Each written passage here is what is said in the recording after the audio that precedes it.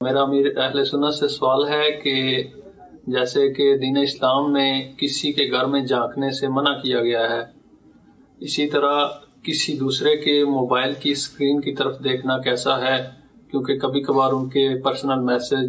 یا ان کی تصاویر ہوتی ہیں۔ کسی کا خط بھی نہیں دیکھ سکتے، کسی کی ڈائری بھی نہیں پڑھ سکتے الا اجازت سے، اور اسی طرح موبائل کا بھی یہی ہے کہ اگر کوئی اس میں پرائیویٹ ہو تو اس کو بھی نہیں دیکھ سکتے، کہ بعض اوقات میسج کے پرائیویٹ ہونے کا بہت چانس ہے، جیسے خط کا حدیث پاک میں کہ جو کسی کا خط دیکھے وہ آگ کو دیکھتا ہے، اس طرح کا مضمون ہے۔ بعض اوقات یہ دونوں طرف سے پرائیویٹ ہوتا ہے کہ ایک نے اجازت دی تب بھی